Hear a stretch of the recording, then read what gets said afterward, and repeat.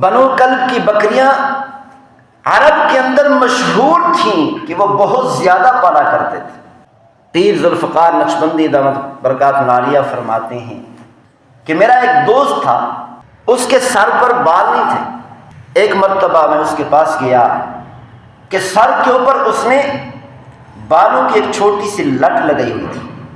میں نے اس سے پوچھا یہ کہاں سے آئی، کہاں سے لگوائی؟ تو اس دوست نے بتایا ایک بال کے بدلے میں نے $1 قیمت ادا کی ہے۔ 10,000 بال لگوائے ہیں، $10,000 قیمت ادا کر کے۔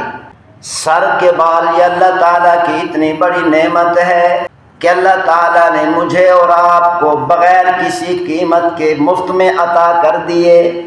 پیر صاحب نے فرمایا میں سوچ میں پڑ گیا کہ چھوٹی سی لٹ میں 10,000 بال آ گئے، پورے سر پر کتنے بال ہوں گے؟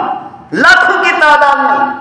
پھر آپ غور کریں، ایک چھوٹے سے سر پر لاکھوں کی تعداد میں بال آ جائیں تو پوری بکری کے جسم پر کروڑوں کی تعداد میں بال ہوں گے۔